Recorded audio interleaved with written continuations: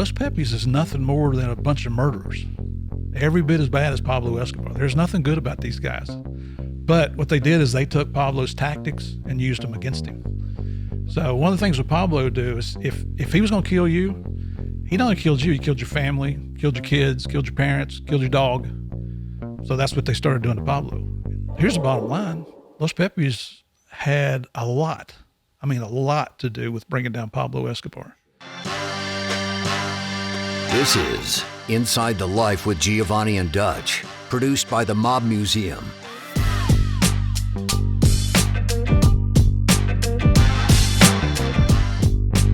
Giovanni, Rocco, and Dutch McAlpin are former police and federal task force operatives. They infiltrated drug cartels, outlaw motorcycle groups, and the mafia. Now, they share their stories, along with others who have gone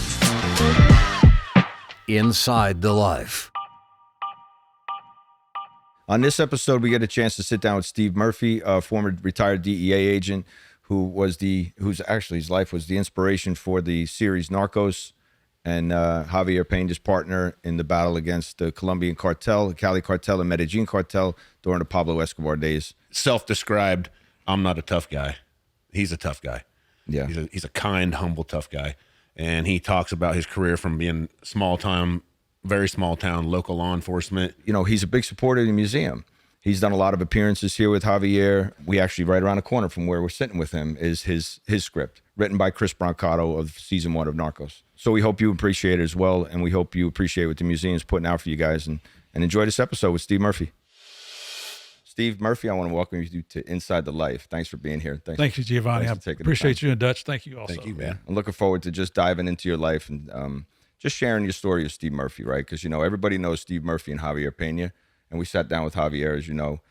But this is just focusing on you and your career in law enforcement and the wild ride you took along the way, right? I'm honored to call you a friend, and I know your history, and I think it's a story worth sharing with everybody. And hopefully we'll just give them some insight, you know, into what created you and what made you what you are today. So, all right. Thank you. I guess we should start like childhood, how you grew up. All right. Well, I was born in Tennessee in Memphis, moved to Murfreesboro just below Nashville when I was a little kid. My father was a Southern Baptist minister, so we lived in a pretty strict household. I didn't go to my first movie theater until I was 16 years old. We couldn't have cards in the house. My sister never wore pants until she turned 18 and moved out of the house. Wow, that's strict. Okay. Pretty strict. But you know what? I mean, we knew what was expected of us, and you knew what the consequences were when you didn't live up to expectations. And I mean, I think we turned out all right. Right. But when I was going into high school, we moved to West Virginia. That's where my mom and dad are from. And my dad had retired from the ministry, and he and my uncle opened a carpet store, believe it or not, in a little place called Princeton, West Virginia. So that's where I went to high school, and then I went to college in West Virginia. Got my first job as a police officer in 1975 as a city cop in a place called Bluefield, West Virginia. We only had 35 officers. Okay. Wow. Man, I thought I had the world by the tail. Yeah. I loved it. All right. And we just start out on the road? Yeah, started out on patrol. Okay. Stayed on patrol for 6 years. Then, you know, I started at $9,500 a year. Oh my God. Yeah. Got married the first time, had 2 kids, 2 sons. Put my first wife through college. Somehow we made it on that salary. Yeah. But, you know, you work all the off-duty jobs you could get. Right. I had the sports contract for the local state college, worked for one of the firemen as an electrician's helper. I even sold Amway, believe it or not. Yeah. The pyramid scam, the original one. Yeah. Well, whatever you had to do to, you know, to make to have ends those meet. extra opportunities to make the extra money. A lot of law enforcement and first responders do that. What kind of work were you doing in this small town? What kind of calls were you running? What kind of, like, was it traffic? Were you having lots of domestics? Like, you know, we're talking to you like we know what it was like to work in those things. But Yeah. I think it's important because you probably got your taste for law enforcement there, which drove you. What kind of stuff were you doing there?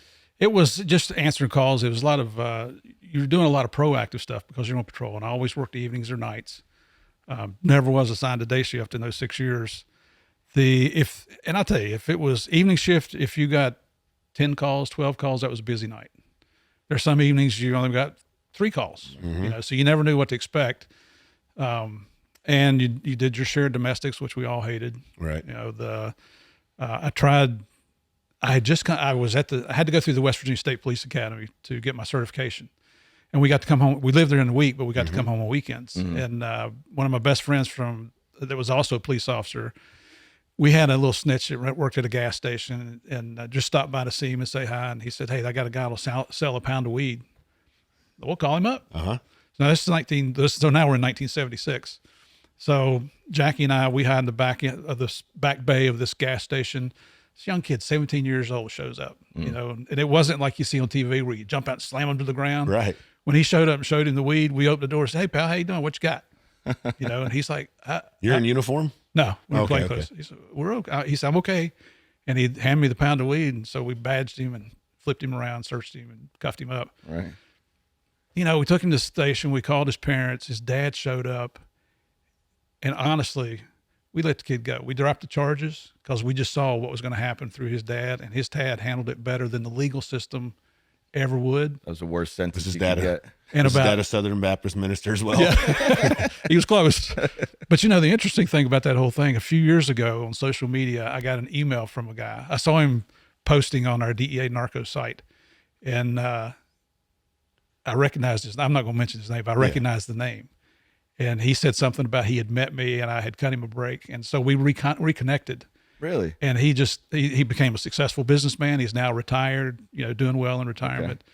And it, you know, it just, the narcotics things was always exciting. Oh, yeah. There just weren't a lot of them. Right.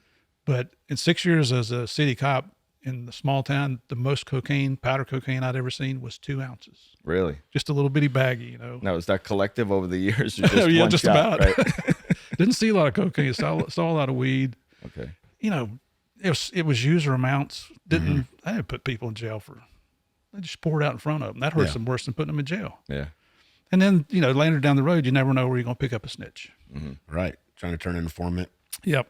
And in those days, it wasn't that uncommon to find an ounce. I mean, an ounce or two of cocaine was a lot of dope Yeah. Back then. back then, Yeah. for sure. Sure. I got all This is excited. mid-'70s. This is a lifetime ago. Yeah. I know I don't look that old, but I am. Did that spark your interest in the DEA when that came Well- calling, or what was the opportunity? So a buddy of mine that used to be a city cop I went to college with, he had gone from the city cops to the Norfolk Western Railroad Company as a railroad detective. And then he worked his way up, became a boss. He was in Norfolk, Virginia, and he had 3 openings. And he called me. He says, "Hey, you interested?" I said, "Sure," because it doubled my pay. Oh, wow. Yeah, Okay. yeah, I'm sure. So he hires me. I moved to Norfolk, Virginia. I'm working out on Lambert's Point, which is downtown there where all the ships are. Did that for 6 years. And I'm not taking anything away from railroad police officers because they do a fantastic job, but it just wasn't what I wanted to do. Right. It was the assignments I got transferred back to West Virginia, where I actually chose to transfer back to West Virginia to be closer to my family. I was dating my current wife at the time. I'd already gone through a divorce. And as I'm working back in Bluefield as a railroad cop, I'm the only railroad officer on duty in 26 counties. 26 counties. I'm out, although he's on the midnight shift. You know, I was checking the back lot for people breaking into our vehicles and the buildings and stuff like that. And I heard gunshots a couple blocks away. So, you know, being a nosy person I am, I went to see what it was.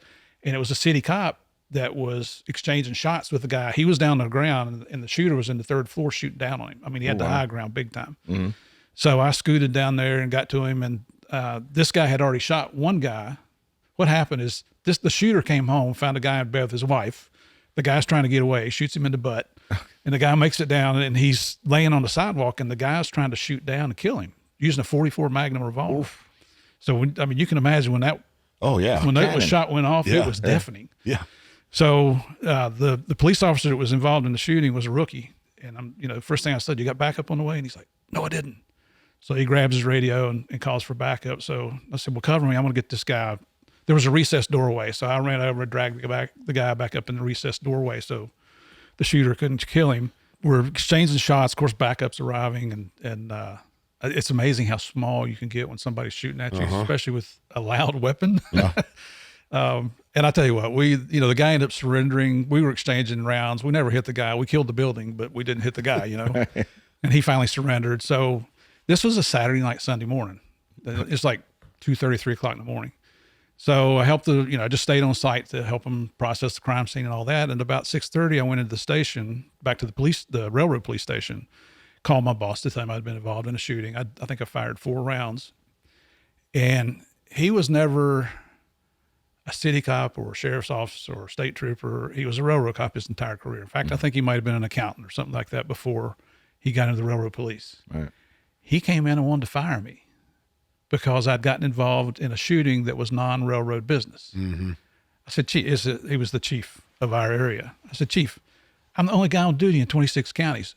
Who do you think I call when I need help? Yeah. I call the local cops. Mm-hmm. So if I, if they need help, you can bet your butt I'm going to help them. Mm-hmm. So anyway, he said, well, give me your duty weapon. So at the time I had a Model 15 snub nose 357 revolver, and I pulled it out and I dumped the rounds out, and he went berserk. He said, you just dumped the shells. And I said, Chief, you don't hand a loaded weapon to anybody, even if it's you, so it just really went downhill. And as I'm walking out the door, he said, I'm going to get your job for this. And I looked at him and I said, well, I'll tell you, Chief, right now, given the same circumstances, I'll respond the same way next time. Right. Yeah. And I walked away. So he blew it up the chain of command. The city found out about it, and they made a big city proclamation and awarded me the certificate for coming to the aid of a police officer. And it made the newspaper, the TV channel, local TV channel, and all that. So he was really embarrassed. But I waited to see what was going to happen to him, because the main guy of the railroad police called me and said, don't worry about it. He was a former cop. Oh, okay. He said, don't worry about it. You did what you're supposed to do. Mm-hmm. But they did nothing to the chief. And I just thought, I can't work for a place like this. Yeah. Yeah, it's a toxic environment. So one of the other railroad cops was a former Virginia State Trooper, a guy named Pete Ramey. I love this guy. Big man. He worked a DEA task force out of Roanoke, Virginia. And he started telling me, I didn't know what DEA was. I knew ATF and I knew the FBI. So, and the marshals. And he started telling me about DEA, and I just got so excited hearing all these stories. So I applied in 1985. Took 2 years to get hired. I got hired in 1987, went to the academy in June, and graduated September. And about 6 weeks after that, reported to my first post to do a DEA, which was Miami in 1987. Oh, okay. You talk about naive and a fish out of water. Mm-hmm. Yeah, you went from small town Virginia to or small town West Virginia to Miami. Nothing going on in Miami in 1987. Oh my gosh. 2 ounces of cocaine, change a little. Oh, let me tell you what. I don't say these things to brag. I'm just amazed I got to participate in these kind of things. Yeah. So, you meet your senior partner. I've been a cop for 12 years when I get there. My senior partner was Gene Frankar. We call him Gino. And so Gino had already been working this case. And in early 88, he said, look, they're looking in the group, there was a bunch of us new guys in the group. And he said, I need one of y'all to go undercover. I'm like, whoa, I'll do it. He said, well, you got to go on an undercover boat, a 53-foot Hatteras sport fisherman, which is one of those yachts that has the fishing chair in the back. Yeah. I didn't know what that was. I know what a John boat is, that you go in the river and fish for bass, So you use oars or paddles. So long story short, we go from Fort Lauderdale to the Turks and Caicos Islands, which I'd never heard of. I thought when you got to the end of the Bahamas, there was nothing until you hit South America. I didn't know there was a whole lot more islands down through there. I mean, really naive. This is your first undercover My experience? first undercover. On a 50-foot Hatteras in the Caribbean? I'm sorry. 2 undercover boat captains. Oh, I mean, they were That sounds awesome. What was your role, though? I don't mean to interrupt you, but I can kind of imagine what it was, but Yeah, I'm just a deckhand. Okay, so you just and you don't even know anything about a 50-foot Hatteras. Well, another guy from DEA took me down to the boat a couple times to teach me how to curl ropes and how what a deckhand would do, how to clean things, keep things fixed, everything's shiny on those boats. Yeah. So I did learn how to do all that stuff. So anyway, we get down, it took us 5 days to get down there. We actually been a prop on the way over from Fort Lauderdale to the Bahamas. Okay. And it's a twin engine boat, so we were still able to limp in. But this was when I realized how much influence DEA had with other government agencies, including the military. Mm-hmm. So we called DEA. They bought a prop in Fort Lauderdale, put it on a DEA airplane, flew it to Nassau. There was a U.S. Navy subtender close by. They brought the subtender into Nassau port, had 2 Navy divers come on and replace the propeller on a boat. And I thought, oh my gosh, I didn't know we had that kind of influence. Mm-hmm. Yeah. So then we get to Turks and Caicos. Of course, drug deal never goes first time, right? No. Yeah. So it took a couple of weeks. I flew back to Miami. The 2 boat captains stayed down there. What were you guys going to buy? Cocaine. 100 keys or something? Or 400 keys. 400. This is your first out. 400 First time keys. out. Oh. So sure enough, the plane takes off. And this was the crux of this whole case. The focus of this case was proving that the Castro brothers were allowing Cuba to be used as a transshipment point for cocaine coming out of Colombia into South Florida. Okay. So they had a P-3 radar plane up, Air Force plane. Again, you got the military working with you. They tracked this plane coming out of Cuba, landed in Providenciales. The plane came to the end of the runway. We've got the Provo cops working undercover with us. And as that plane's doing a little U-turn to go back, they didn't have a taxiway. They just had the runway, and that was your taxiway. They turned around, and all of a sudden the plane stops just for a second. The back door throws open, and they throw out a bunch of green big duffel bags, close the door, go up, refuel, takes off, and the P-3 tracked it back into Cuba. So I went from 2 ounces of coke to 880 pounds of cocaine. Wow. And I'll tell you, I was addicted to cocaine at that point. Yeah. Just in a different way. Yeah. I understand it. And it just went on and on and on. And, they say if you find a job you like, you'll never work a day in your life. And that was it. Man, that I was found the that moment. job. Yeah. I loved it. I did 26 years DEA. Was it the adrenaline you loved? Yeah. And the I thrill. don't think there's anything You guys wrong with know. that. You I don't think guys- there's anything wrong with that, though. You know what I mean? Like, It's a little bit of both. The thrill of the hunt, right? It's the It is. adrenaline of doing undercover work in the case, but it's the thrill of that hunt and putting all the pieces of the puzzle together. That and proactively investigating people versus reactively responding to a call. That's the best. You like it because you've just built a case on these people and they don't even know you're coming. Yeah.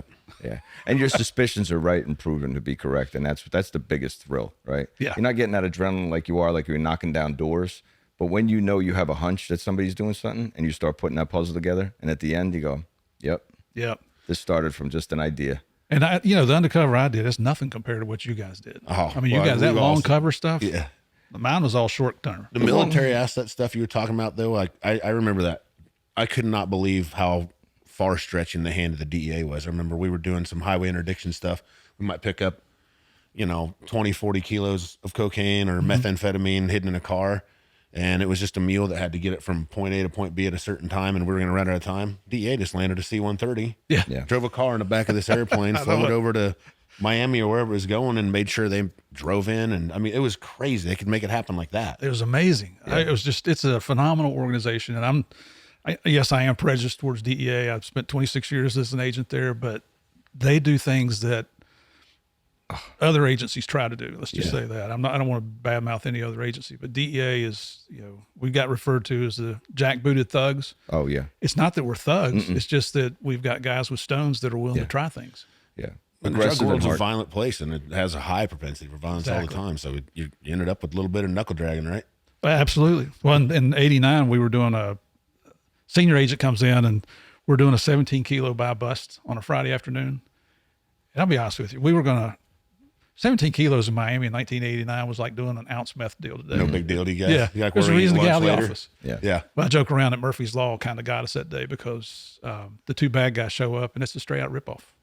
So our informant was killed. He got shot right in the throat. Yeah. Really? And my partner got hit twice with 45 caliber slugs during the shootout.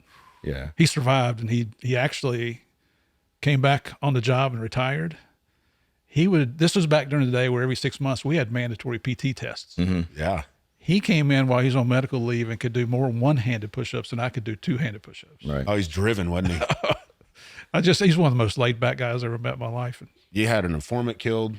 I had an informant killed on a case I was working undercover on. You had an officer shot.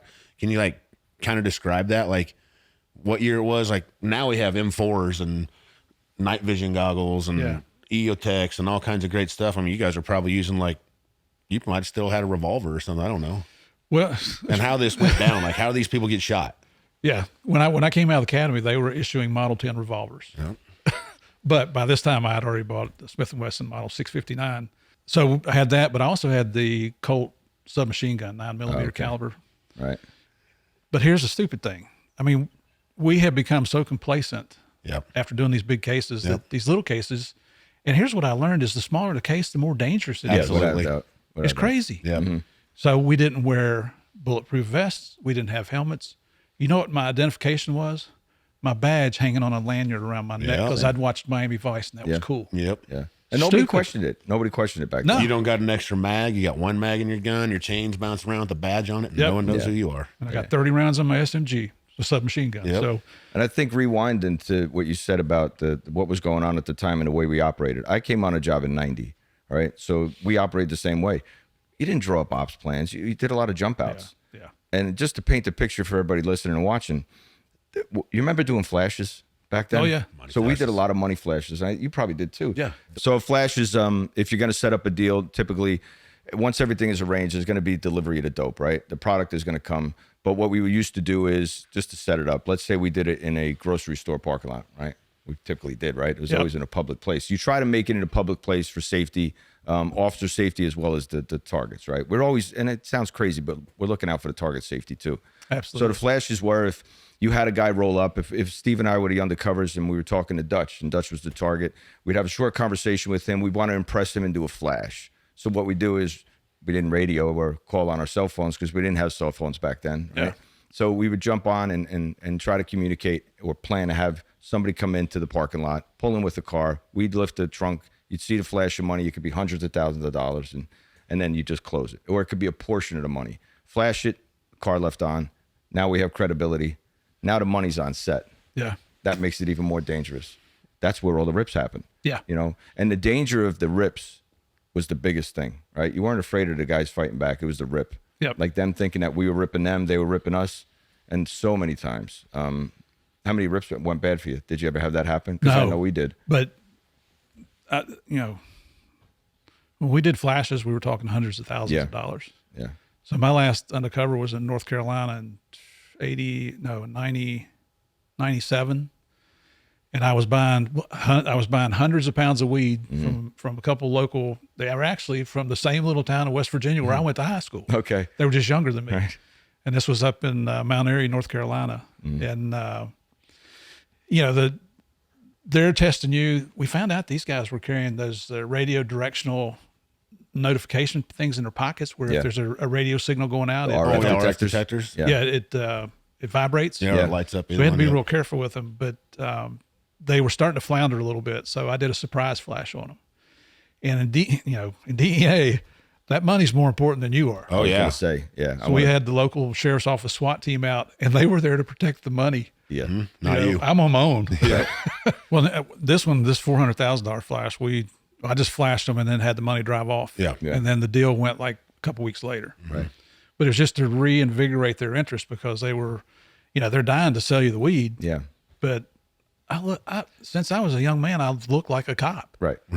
But it just shows you how greedy the drug dealers are that they'll deal with somebody that looks like a cop. And now you introduced, and if the scary part was we introduced the money. Now you're in fear of being kidnapped because again, even though the money drove off, that fear is in the back of your mind. Well, they'll just take you. There's always the option of just holding you hostage until now you're going to tell your buddy to call and bring the car back. Right. And it's only a few minutes. It's usually just a few minutes before the flash and the takedown takes place. But within that short period of time, it's a heart-stopping moment, right? It absolutely. I mean, your blood pressure is pumping. You're nervous. You don't want to get ripped. And before you make that, whatever we're going to do, a call sign, emergency call sign, or the takedown sign. We give a takedown sign, take your hat off, everybody comes in, everybody gets arrested. Take the hat off or pop the trunk. You better run. Yeah, you better run, right. But that case also, I didn't want it to end there because we knew they were dealing with some Mexicans out of Chicago. So that's who we were after. Yeah. These guys are just local dealers, although they were pretty big dealers. And so a friend of mine he's retired North Carolina state trooper. He was an interdiction officer. He's one of the best in the United States, Tim Cardwell. And I told him, I said, listen, from the Virginia state line to the mall in Mount Airy, North Carolina, what they call Mayberry Mall, because it's like the old Andy Griffith show, Mayberry, North Carolina. Yeah. I said, you have to develop probable cause for a traffic stop. And we had given them a U-Haul truck to pick up the load in. And we had some cameras hidden on the truck. Mm-hmm. So he's like, got it. So he, as the truck comes back into North Carolina from Virginia, he spots it. He's driving a marked police car, but it doesn't have a light bar, called a slick top. Mm-hmm. And he pulls up to the guy, and the guy's not doing anything illegal. So he pulls up beside him. Well, when the driver saw the cop behind him, beside him, of course, Tim's looking up at him.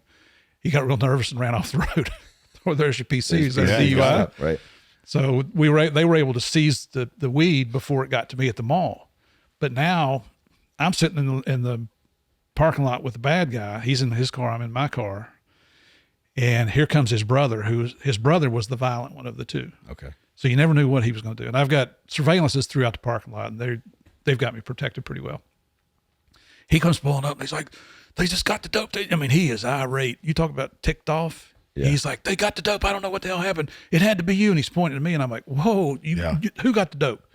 And you've got to follow. You want to laugh at him because it's like, I got you. Yeah. But you got to follow through with your undercover role. And I'm like, who's got the dope? What are you talking about? And he's like, the state police got the dope. And I'm like, you son of a, you set me up. And I put it in reverse, went around him, hit the gas. Greensboro is where I was stationed. That's like a little over an hour drive. I had to stop till I got to Greensboro. Really? And just left him sitting there. Yeah. So 3 months goes by and I get a phone call. Hey, we found out it wasn't you. Listen, we want to do another deal with you. Oh, no way. I'm like, well, let me think about it. Okay. Okay. And so the next time we arrested him and we identified the Mexican group up in Chicago. Well, what happened with the informant getting shot? Like, I mean, you had an informant and an officer shot, and we kind of skipped past that. And I mean, like you said, you get complacent. We do drug deal after drug deal after drug deal. Unless it's something big, we're always like, where are we going to go for lunch? Are you booking the evidence in? It's going to be no big deal. What happened then? So we've got, it's myself, my partner Kevin, and a third guy, Lynn. We're the inside arrest team. We've got an undercover agent and an informant. We're in the informant's house in Hialeah, which is a suburb of Miami, which is, probably not the best place to do a deal. Our senior agent, that's the case agent, is very experienced undercover. He's one of the best UCs I've ever met in my life. Okay. I mean, this guy, it's amazing what he would talk himself out of. He just had that gift. He was an FBI agent and then became a DEA agent. Just fantastic. His name was Pete. So supposed to be 17 kilos. The bad guys arrive. We've got 2 backup teams dispersed out through the neighborhood, just waiting for us to radio in. They bring 2 packages in, give them over to Pete. Pete starts doing a field test on it, and they pull their handguns out. So the first bad guy's got a 45 caliber 1911, Colt 1911. Second guy's got a 357 revolver. The next thing, we're in the back bedroom with the door closed. The next thing we hear is Pete begging for his life. He's yelling, please don't kill us. Please don't kill us. The money's in the trunk. Just let me go get the money. Don't kill us. So I walked over, eased the door open, peeked down the hallway. They had Pete and the informant on the ground. The 2 bad guys had their backs to me. I eased the door closed, got in the closet, got the radio, and, hey guys, get in here. It's a ripoff. They got Pete on the floor. Get in here now. I want help. Yeah. I've thank God I've survived. I've been in a lot of shootings, and I was a cop for 38 years. Yeah. I've never been hit, and that's not because of me. It's because the good Lord. But my partner Kevin goes over the door to peek and see what's going on. As he's opening the door, the first bad guy has his hand on the other side of the doorknob. That's how close they were, the width of a door. Yeah. And of course, we're trained to identify ourselves. So he yells police. Of course, bad guys don't yell bad guys, do they? Right. So he starts shooting at Kevin. I mean, they're closer than you and I, Dutch. Yeah.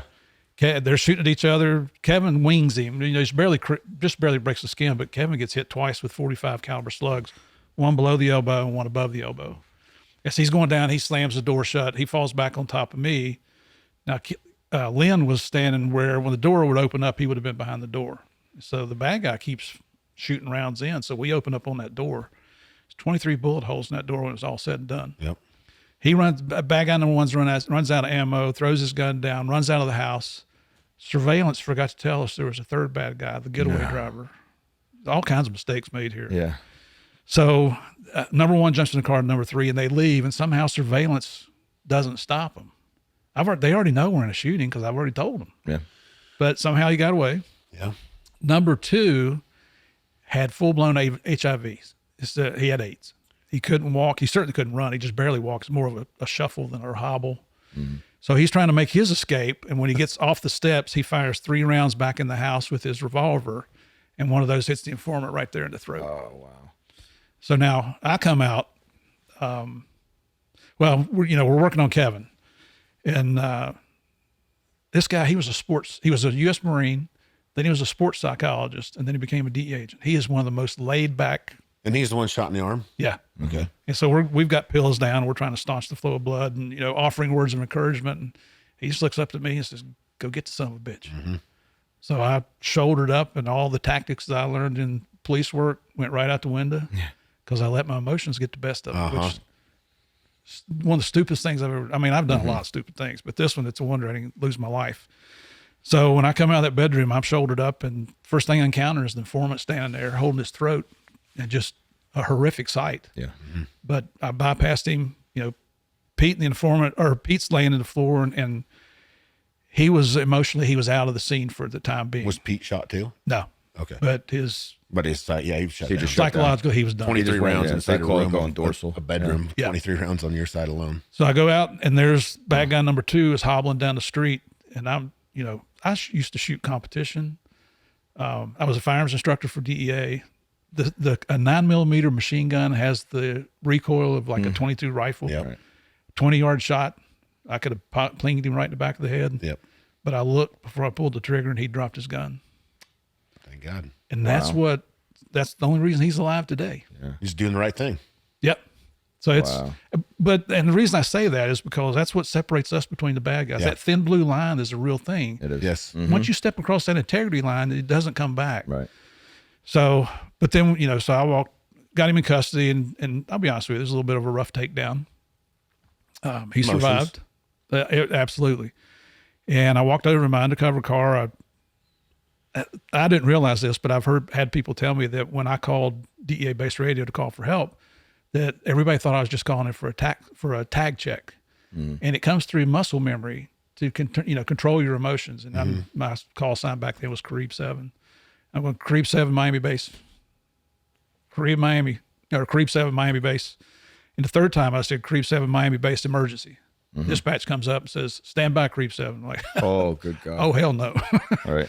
So I explained to them what was going on. Of course, then I had their attention, and almost immediately you hear sirens coming. Oh, yeah. Now, remember how I told you I was dressed? Yeah. I'm standing in the middle of the street with a machine gun in my hands, and I've got a badge on a lanyard hanging around my neck. I can see police cars coming at me a mile down the, I can hear the sirens. I can see the flashing lights. They're coming straight at me. And then I see smoke from their tires. I'm like, what happened? Did he blow an engine? And then I realized, look at yourself, idiot. Yeah. You look like a So bad I laid guy. my gun down in the street, and I backed way away from it and just put my hand straight up in the air, and then they slowly came in. But just so many mistakes made that day. Yeah. It's just by the grace of God that I'm sitting here with you today. It's Well, it's funny to hear you say Unbelievable. you lost your emotions inside, but then by the time you got outside, you gathered yourself and composed yourself, and your training kicked in, and you were able to not shoot him. All right, and you said, I'll be honest with you, it's the hardest thing one of the hardest things I ever had to do in my life was not pull that trigger. right. And that's one incident, right? That's one day in the life of Steve Murphy. I want to touch on that a little bit, only because it's very personal to me. I mean, I went through almost an exact scenario like that. The informant was shot and killed. He'd very close to me. I knew him very well. They take off. They leave the building. There's firing shots in the rounds into the building. They get in a head-on collision. I had to come out of my undercover role. I'm wearing a pair of Dickies. I got a baby Glock with 6 rounds in it, and I'm chasing them down the alley, knowing I shouldn't be doing this. Again, like you said, get to the end. I have another guy with me, and the guy gives up. And the agent that was with me he was so emotionally struck. And for like the next 2 weeks, he was like, I should have killed that guy. I should have killed that guy. And I said, no, man, if you should have killed that guy, you would have. Right. He put the gun down. Like you said, it's important to know, like, that's the difference between the good guys and the bad guys. You know what I mean? Absolutely. Yeah. And the same thing happened to me. I'm standing in the middle of a blacktop road. I'm wearing a pair of Dickies. I look like a crazy man. I'm holding the pistol with a guy on the ground. And only thing that the uniformed police knew was someone had been shot. So I had to do the same thing, put it up, put my hands up. I'm like, wait till they get there. But Yep. And I think it's important that I think the common denominator is we've all lost informants, and losing their life to us. People don't think, well, we don't look at them as just informants. They're human beings. We look at informants as if they're law enforcement. They're an extension of us sometimes, and we do get close to them. We do work with them. So that person, when you lose them as an informant, it's like losing a brother in battle. It could take an emotional toll on you. Well, that's kind of what I mean. Like, I know you have all that emotion, all that intensity, and your closure at the end is I get to finish the fight. Right. And when they give up, you're like, I don't get any closure. Right. It's just amazing. We got to we brought Life Flight in for the informant. He never made it to the hospital. Yeah. Jackson Memorial's a big trauma center there in Miami. And so I rode in the ambulance with Kevin because he's my partner.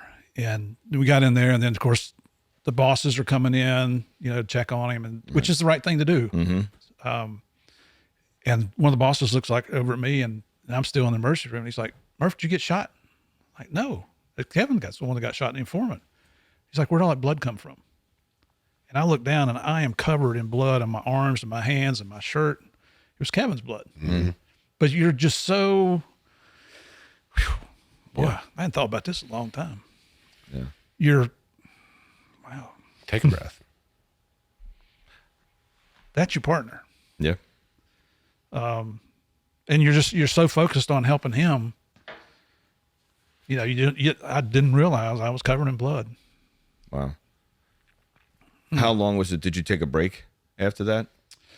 Not immediately, because the guy that shot Kevin was a fugitive for about 3 weeks. Right. And this is what I love about DEA. All the cases went on hold. In DEA Miami at that time, we had about 200 agents, and I think Fort Lauderdale probably had about 60 or 80. Everybody focused on catching the shooter. Mm-hmm. And we put so much pressure on him. Went to 12-hour shifts, 7 days a week. He surrendered to the DEA office in New York City. Right. And then they extradited him back. Yeah. Then they called me in, and long story short, they sent me over to Freeport, Bahamas for 3 months. And Kevin was off work for about a year, I think he had 8 operations. Okay. They severed 2 of the 3 nerves in his arm. The muscle that you and I have on the bottom of our arm, they detached that, fed that into the back of his wrist. So the muscles that we used to do that, his muscles control his finger movement now. Okay. And that's his gun hand, right? Wow. Well, he's amazing. I wouldn't say this to his face because his ego will get too big, but I mean, he's your partner. You love the guy. Yeah. He taught himself to write left-handed. He taught himself to shoot primary weapon left-handed. Mm-hmm. I mean, it was amazing. And he finished out a 20-year plus career. For the love of the job, right? Absolutely. Yeah, for the love of the job. Wow. So now they put you in Freeport. That was Freeport to decompress from that? Yeah. Just a little bit of a break? Back then, DEA had a thing they called Operation BAT, Right. B-A-T. And you would go over, we'd send guys over TDY, and we had bases in Freeport, Nassau, and Georgetown. And you were working with either the U.S. Coast Guard or the U.S. Army helicopters and the Bahamian National Police. So for me, we were working with the U.S. Coast Guard and the Bahamian National Police. And so we had patrols. We'd do a day patrol and a night patrol. And you're just out patrolling the islands just to find anything drug related, go fast boats.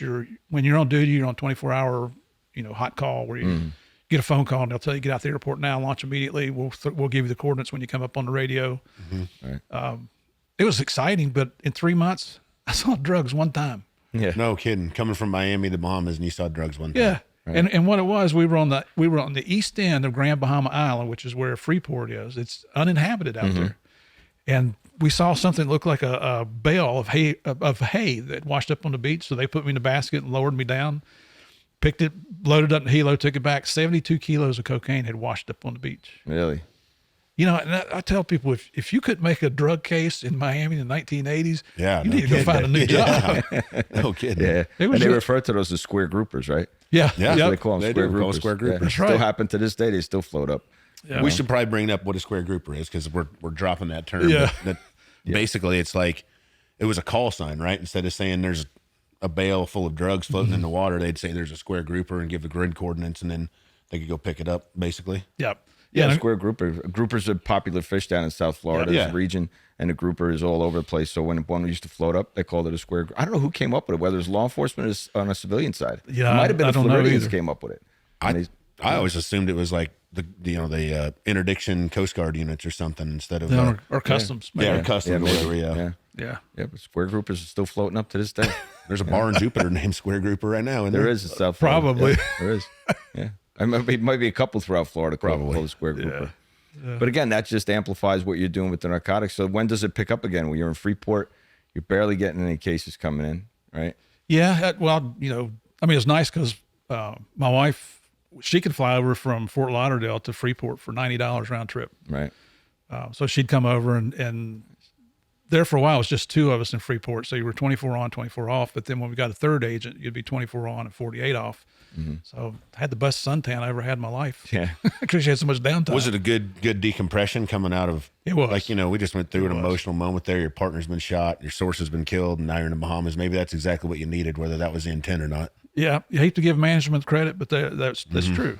Yeah. And I'll be honest with you, I don't know how many shootings I've been in throughout my career. It's more than I think anybody should have to go through, but not a single one of them ever bothered me except when Kevin got shot. Sure. And I'm not claiming PTSD, not at all, but I was shell shocked, and just loud noises would startle me there for a couple of weeks. And then it went away. Yeah, I'm not a doctor. I'm not going to label you as PTSD, but I'm going to go out on a limb and say, probably PTSD in there. If it was, I think it was very minor, because I know a lot of, and you have the groups that you support now, but I support some groups also with that work on first responders and former military, and I spoke at a conference up in Beaufort, South Carolina. It was a military appreciation weekend.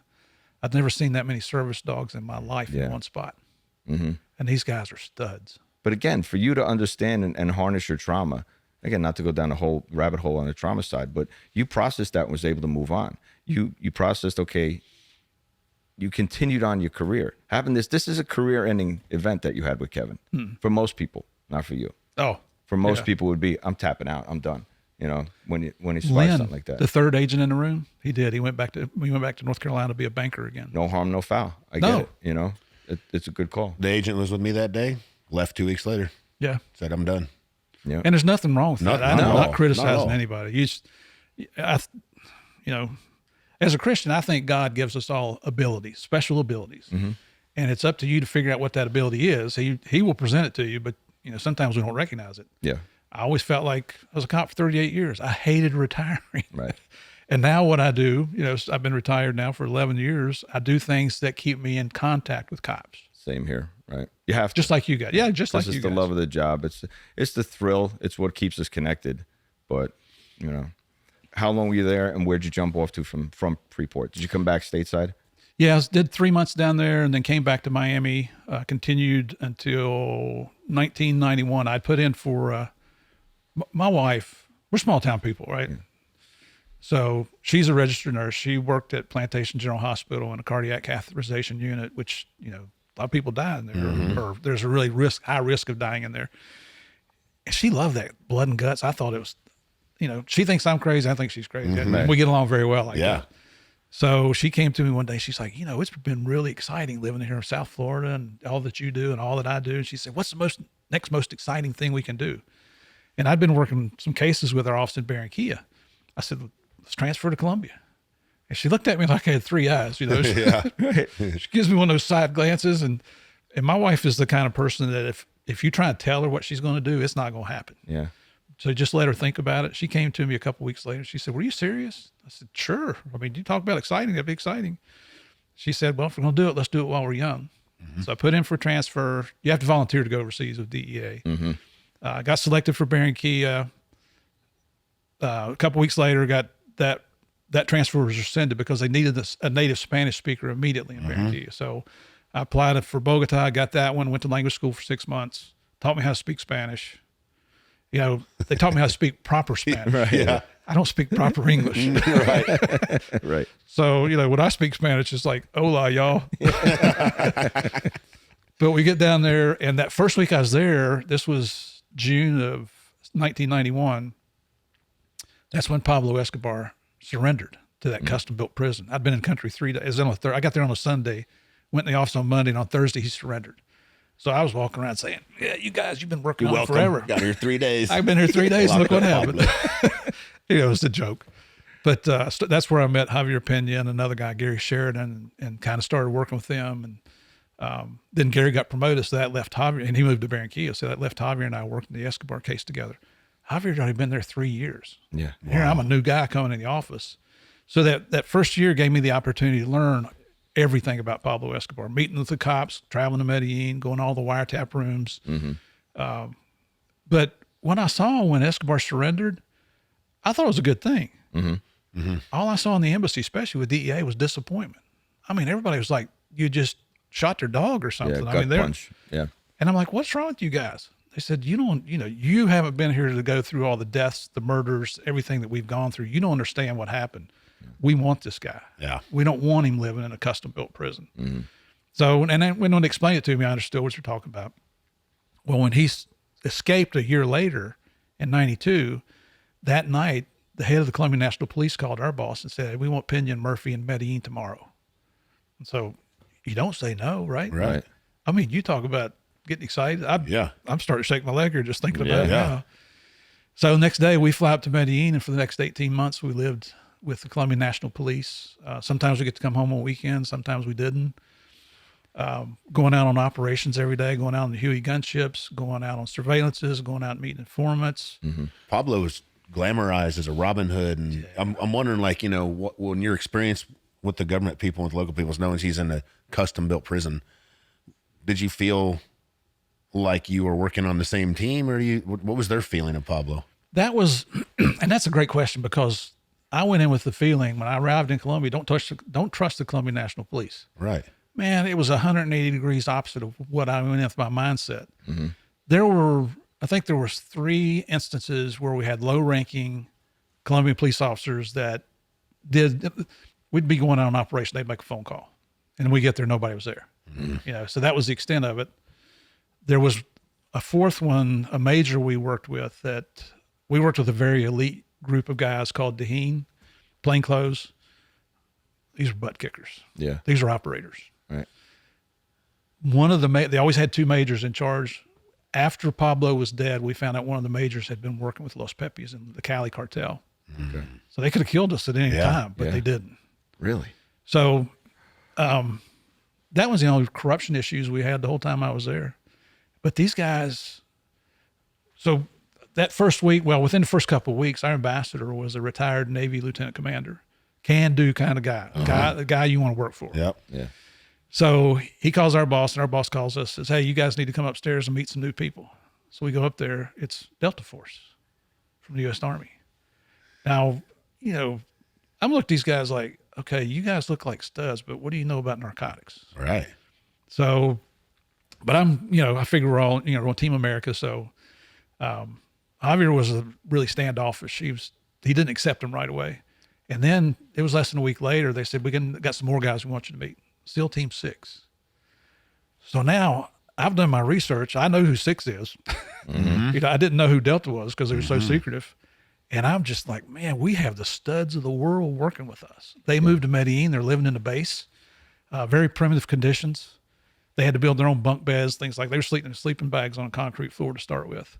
Never complained. They brought devices in. They had access to assets that we didn't have access to. But the rules of engagement were the gringos could not leave the base in Medellín. And a police base in Colombia is like a military base here in the United States. Yeah. So Javier and I discussed it, and it's like, we can't do our job if we can't go out of here. So we decided we're going to continue doing what we've always been doing, to go out with cops, and we reported everything that we did. It was not a secret. I mean, there were days we might put 10 or 12 teletypes out that would go to our boss, the ambassador, and then to Washington headquarters. And of course, the CIA got access to everything. Right. Okay. So everybody knew what we were doing. We weren't holding back. We weren't lying on anything. We were telling the truth on everything. Right. Towards the end, the deputy chief of mission, who was number 2 in the embassy, he's right below the ambassador. I was in 2 different meetings, and he said, Mr. Murphy, you need to stay after the meeting. Like, I don't want to stay, but you're the boss. Okay. So he said, I'm getting reports that you and your partner are leaving the base up there. And I tried playing some little word games. I said, well, when we fly into Medellín, we're out Rio Negro Airport, they have to bring a gunship in to fly us in. So yeah, technically we're out of the base. And if the helos aren't available, they'll bring a 3-car patrol, and I'm being really stupid. Yeah. And he's like, knock it off. Don't do it again. You know what the rules are. Second time he said, if you do it again, I will put you on the next day's American Airlines flight back to Miami, and we'll send your furniture to you in about 3 months, and you will no longer come back to Colombia. Wow. Well, that was within a week and a half, 2 weeks of when we finally found Pablo, and we knew we were getting close because we went through a really slow time there. And so when that operation was going down, I was actually standing in the room with all the operators. Because it's nice to go talk to an American every once in a while. Yeah. And we got to be friends. These guys were rotating between Medellín, Colombia, and Mogadishu. Okay. So they do 60 or 90-day TDYs, then they go over there and they come back and forth. Made some real good friends, some lifelong friends. There's a lot of guys we still stay in touch with. So I saw the executive staff for the Colonel Hugo Martinez. He's our boss. I saw his executive staff running across the quad to his office. I thought, hey guys, something's going on. I'll be back. So I go in the Colonel's office, and they're all in there, and he looks at me and he motions me to come on in. He's on his radio, he's on his portable radio, and I'm listening. And one of the lieutenant colonels leans over and he said, "Hey, we think we found Pablo." Well, we've been down this road a few times. You know? So you're perking up, but do you get excited because you're going to get dejected again? Right. So I'm hearing the colonel say, his son was Lieutenant Hugo Martinez. He's the guy that found Pablo that day. He's using radio directional finding equipment to find him on his phone.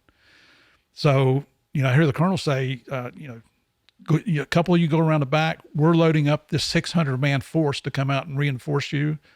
It's going 600 guys. You know how long that takes. Yeah. It don't happen in 3 minutes, right? Yeah.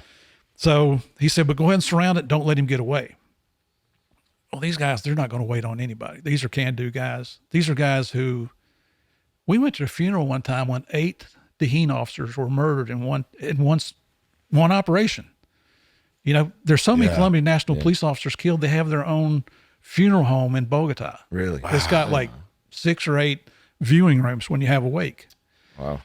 These guys were not going to let Pablo go anywhere. I'll tell you that. Now, the U.S. operators that were there, they went by the rules because they're military. Right. You know how we are as cops. We kind of, as long as you're not breaking the law, we kind of look at those rules and procedures as suggestions. Yes. So anyway, in their training, where the operators were training the Colombian National Police, they taught them how to use detonation cord. So again, I love these guys. That's Javier going to say, if we're ever kidnapped, that's who I want to come and get me, because I've seen what these guys can do. Yeah. And here's the sad reality of that whole thing. If they had been allowed to do their job at the very beginning, we truly believe within 3 weeks, they would have caught Pablo Escobar, certainly not more than 3 months. Right. But because of politics and optics, people not wanting to be transparent, it took 18 months. So how many people died in that 18 months needlessly? Why do you think Pablo was alone all of a sudden? Do you think had the rest of the community given up on Pablo and looked at him as a bad guy too? He's down to one Sicario, he's hiding out. There was a Did he group. put so much pressure on him, or a lot of that, but it was caused by a group called Los Pepis. Yep. Los Pepis is nothing more than a bunch of murderers, every bit as bad as Pablo Escobar. There's nothing good about these guys. But what they did is they took Pablo's tactics and used them against him. Right. So one of the things that Pablo would do is if he was going to kill you, he not only killed you, he killed your family, killed your kids, killed your parents, killed your dog. Yeah. So that's what they started doing to Pablo. And that's how they took out most of his he organization. started taking that his whole upper echelon, huh? And they left the calling card behind when they left the bodies, right? Yeah. Yeah. They made it clear who did it. Well, when Pablo would kill people, he had these cards made up called, it's all in Spanish, the extraditables. We prefer a jail cell in Colombia. We prefer a tomb in Colombia to a jail cell in the United States. And they would leave those. They were throwing these leaflets out at sporting events and everything. So what Los Pepis did when they would do something, they would get a piece of cardboard and write a sign on it and leave it laying there and take credit. Initially, when Los Pepis was doing that, public opinion supported them 100%. Wow. I mean, it was amazing. The media, believe it or not. They were just tired of Pablo, huh? Yep. Yeah. But then they caught 2 of Pablo's attorneys, and they killed them. But one of them had his 10-year-old son with him, and they killed the 10-year-old kid. And in Colombia, they post photographs. They don't censor things like we do here in the United States. So when that happened, that started pulling public opinion away from Los Pepis. But here's the bottom line: Los Pepis had a lot to do with bringing down Pablo Escobar. Sure. I don't want to give them credit because they're murderers. It wasn't genuine. They were just doing it was competition. Yeah, they're not one of us. Yeah. I guess it's kind of that Los Pepes did what the government couldn't do. What our government couldn't do. We couldn't be cowboys and murderers and mayhem. That's what Los Pepes was. They were the same thing as Pablo. Yep. So if you didn't have that, it would have been another 18 months of red tape. Yep. Right? So yeah, you don't want to commend them for it. You don't want to say they did a great job. But without that pressure, the walls wouldn't have closed in. One wall just would have kept pushing them. Well, we were there. Pablo put bounties on police officers. Yeah. $100. Yeah. So that's what I wanted to ask. How about you and Hav? Well, he put $300,000 on us. Okay. A little more valuable. Yeah, well. It's a reason to get up in the morning. Yeah, but, I just want everybody to know that Pablo's dead and you can't collect that bounty anymore. So any That's ideas what I here? point out, no one's paying it. Nobody's paying it. That's right. That's right. But did you get wind? So you're operating, Hav's operating. Are you and Hav operating independently?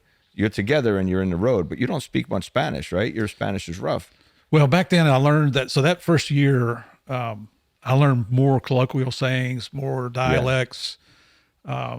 when I moved up to the base after Pablo escaped, the cops were fantastic. We had some military guys we made friends with.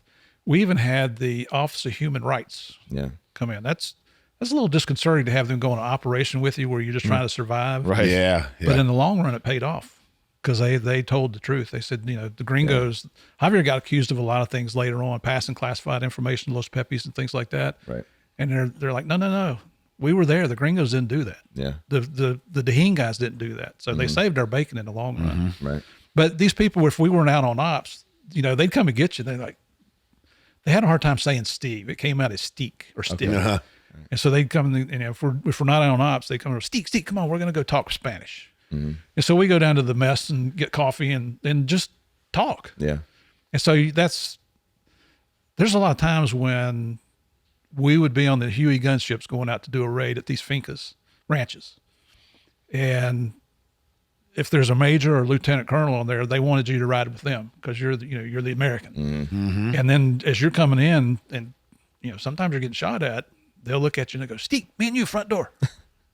And he's got, a Galil 7.62 rifle and I got a Smith & Wesson 9mm. And he's telling you, we're going to hit the door. I'm with you, buddy. First. Yeah. And I'm thinking, okay. And then you're looking at your gun like, what am I going to do? I'm going to tick somebody off and pew, pew, pew. Did you, I can tell you after violent encounters, high levels of adrenaline, there was a time where we had what we call it like choir practice, right? Oh, yeah. Get some drinking, decompress. How did you do that in Colombia when you're stuck on a base? Did you get to go out and experience the Colombians in their own society at all? Was there positive things? It's a violent thing for you guys, We did.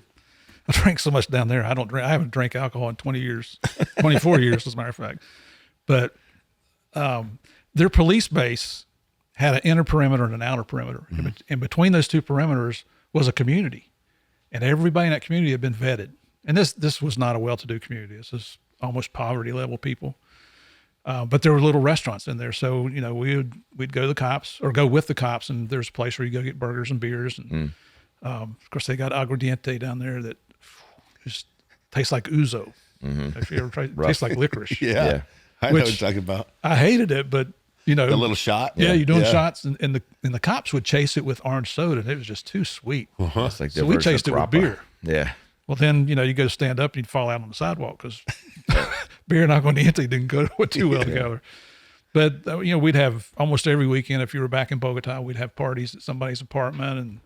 And if somebody was getting transferred back to the United States, that was a big party. Yeah. And we had a tradition called the Circle of Gold, which might have involved Henry Cuervo. Yeah. Henry? Oh, yeah. Yeah. It got nasty. It got ugly. It was really stupid, but that's how you relieve tension. Yeah, you were able to decompress. Yeah. But that's for Steve. What about Mrs. Murphy? Let me tell you, this woman, she's braver than I ever thought about being. I'm not a tough guy. I never have been a tough guy. I've never pretended to be a tough guy. I have the ability to focus on a mission and bring it to a successful conclusion. But in my book, that doesn't make you tough. Just you have a good work ethic. Yeah. When I was living in Medellin, she's going out shopping by herself. When she and I would go to a mall in Bogota, we used to go to Unicentro. It was this big mall up in North Bogota. And I come walking through there. I'm 6'2". I got light colored eyes, light colored skin. I used to have hair that was brown.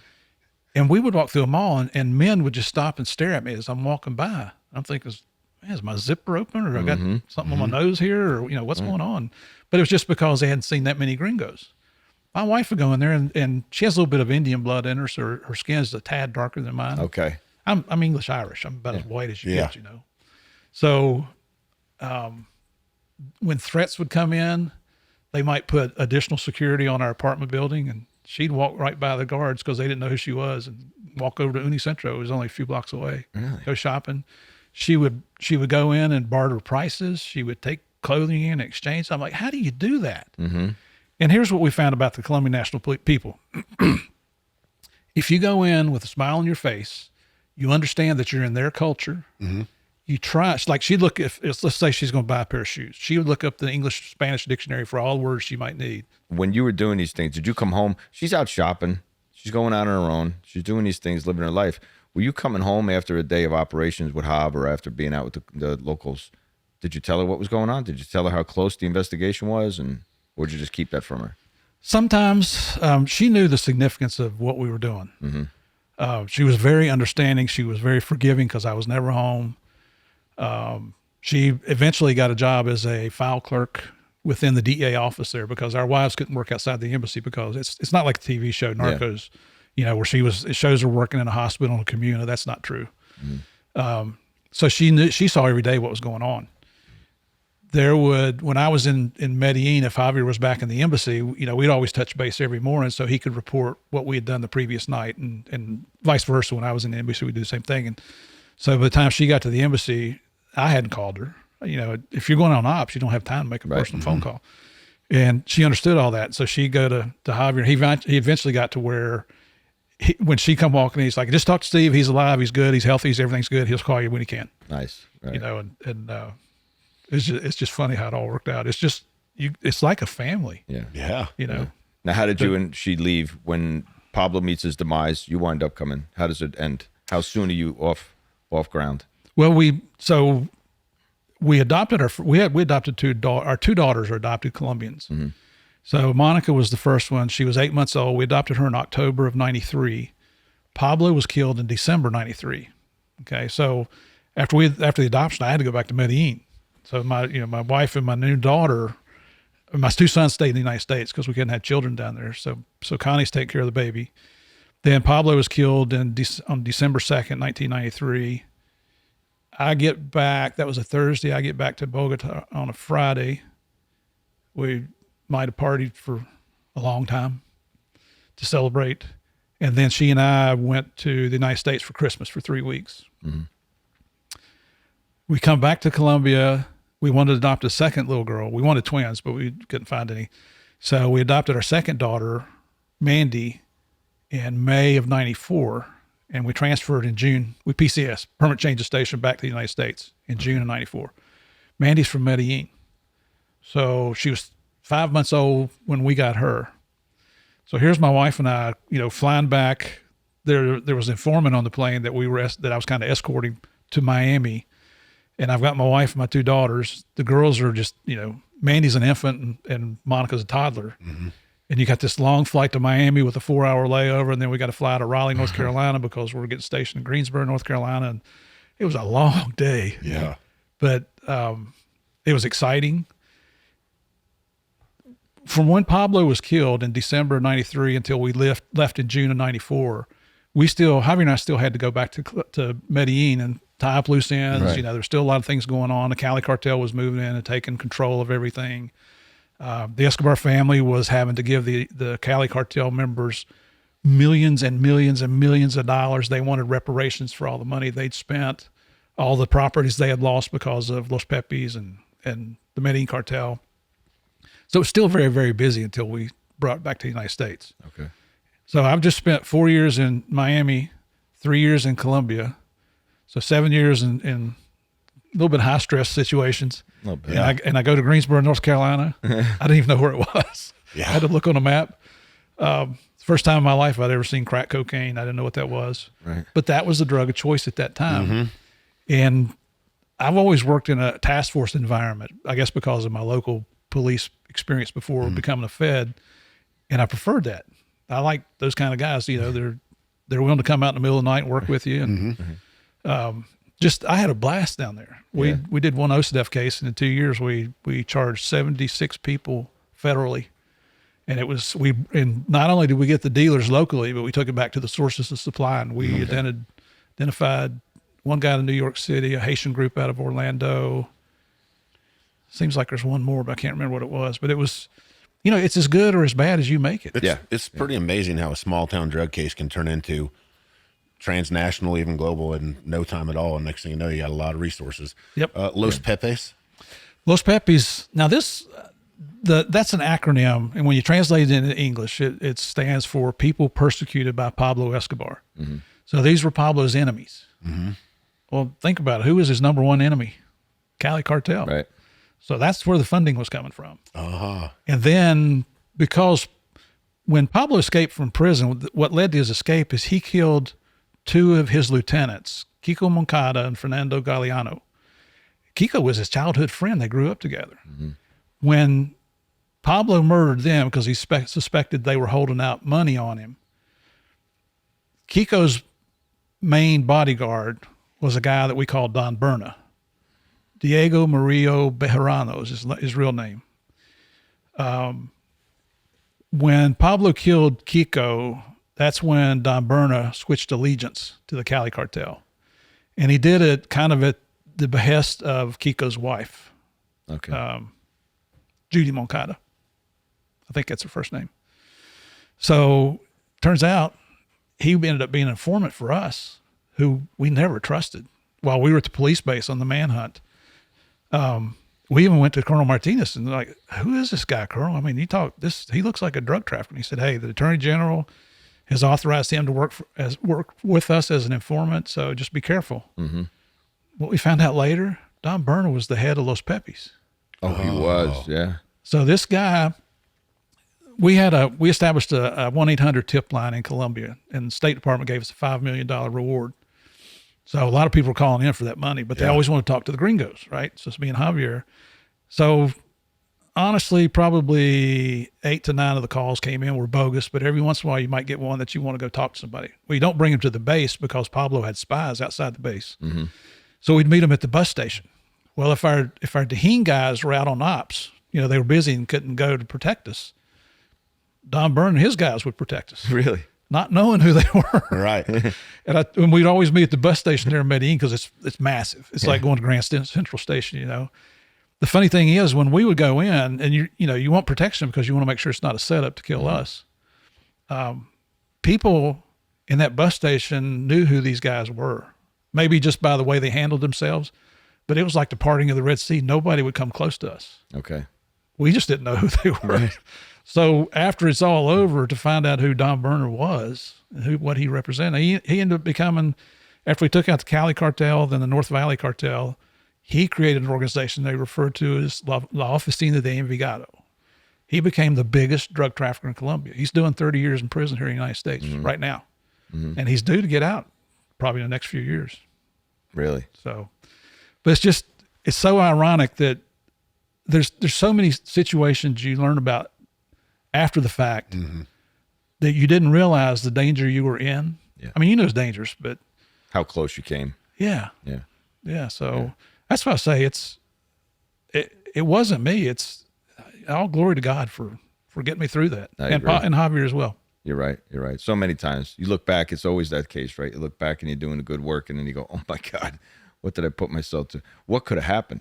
Yeah, exactly. And then it's the oh shit moment of not just how it affected us personally, but then the adrenaline dump of, oh my God, what could I have put my family through? Mm-hmm. Like so many days of, right, she being, Mrs. Murphy being there, and her finding out that you met your demise at the hand of people you should have trusted, or you thought you should have trusted. She's a tough girl. That's we celebrated our 40th anniversary this past year. God bless. Congratulations. Yeah. Good Thank stuff. You. In season 1 of our show, Inside the Life, we were honored to have Javier Peña. He came on and did his episode and shared his story of law enforcement, his perspective of your case with Pablo Escobar. And we this season we have Michael Corleone Blanco, who sat in that exact chair, sat here and told us his version from what he saw, his perspective of when the cathedral came down and his day and his interactions with Pablo while he was under house arrest, right? Chris Brancato has come on, and he did such a great job sharing his experience with you and Hav, creating the show Narcos, how he worked on Narcos season 1. Your script is here on display at the museum. So we're in a space here, Organized Crime Today, in the museum, and where we're sitting is sharing the history of what you lived through with the Cali cartel and the Medellín cartel. And a lot of people, I guess the question we get a lot, or across law enforcement, what's changed, right? What's changed between the demise and takedown of Pablo Escobar, your great work and everybody did in that era, but what has changed today? I mean, of course, the makeup has changed, Los Pepes and everything we discussed with Los Pepes, and their contribution to the change of the face of the cartels and of what would be the Colombian cartels, which is now controlled by a lot of Mexican cartels, are stronger now. What do you see the difference? Do you see a difference today? There's not much of a difference, and it's kind of sad. I mean, the truth is, can we go on almost any street corner in the United States and buy cocaine today? We know we can, right? Colombia back during the day was the number one country in the world for the production and distribution of cocaine hydrochloride. You know who the number one country is today? Still Colombia. Right. There was a time when Bolivia and Peru became number one and number two, and Colombia dropped down to number three. But that's number three is still pretty significant, right? And I'm certainly not bashing Colombia. It's after the United States, it's my favorite country in the world. Well, there's some others that are up there too, but Colombia's beautiful. Yeah. It really is. So, we get challenged a lot when Javier and I do our presentations. We always have a Q&A where people can ask anything. And especially when in Europe, they'll say, hey, you had no effect whatsoever. What was what was your purpose? What happened? Well, how did that stop the flow of cocaine? It didn't. Well, here's the thing though. How many people are alive today because Pablo Escobar stopped killing so many people? Right. And if you think back where if the U.S. operators had been allowed to do their job initially when they first got to Medellin, how many Colombians will still be alive? In that 18-month period when Pablo was escaped until he was killed, 137 Colombian National Police officers were killed in one case. Right. How would we respond to that here in the United States? I mean, we would be going through the ceiling. Down. Yeah. So it's to say that it hasn't changed.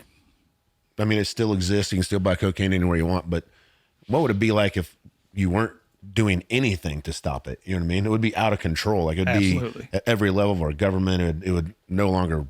The whole world would be under siege. You're not ready to retire, right? You still have skill sets. What are you doing with your skill sets? Like a lot of different projects going on, but one that I'm really excited about, we call the Lost Clipper.